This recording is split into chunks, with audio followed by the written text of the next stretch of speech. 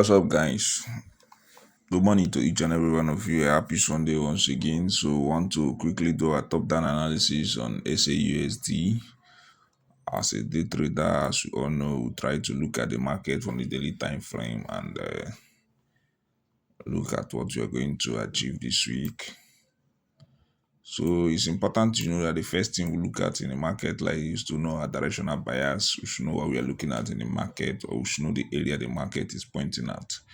So from what we can see in the chart, it's clear that the market has been bearish from this point. Market has been creating sleeves of lower low and sleeves of lower high.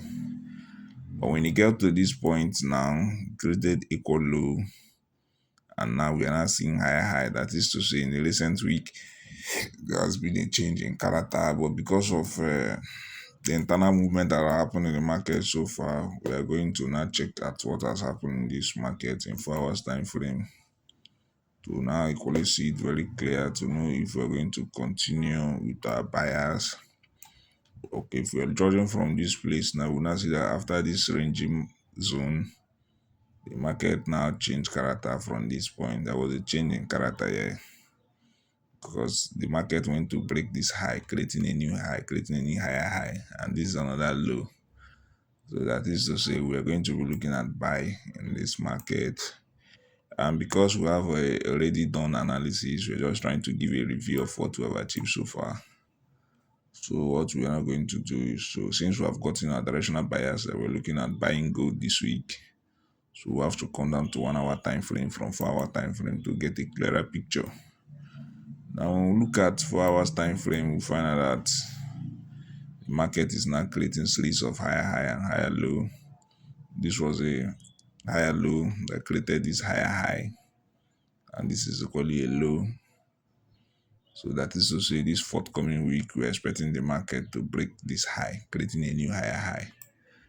But as we all know in the market, even if you're seeing your directional bias, the next important question you should ask yourself is, where do I buy from? Or what are the confirmation, or what are the things you could look up to before shopping in on a buy? So when we move into our entering time frame, which is a 15 minutes time frame or the 5 minutes time frame, we can now see internally what is happening so far. And when we look at it closely, we'll find out that there are two things we expected to see this week. One is for the market to open and sell to this support here before spiking up to create a new higher high. That's our first confluence. Equally, the market can equally continue on a buy from this buy move that's shown here, because when we look at it, when we now zoom in a 5 minutes time frame, we can equally figure out that there was equally a retest here, or a support resting under here, internal support resting under here on 5 minutes time frame. So it could be that if the market did not get to this major support here, it could get to this other support and spike up.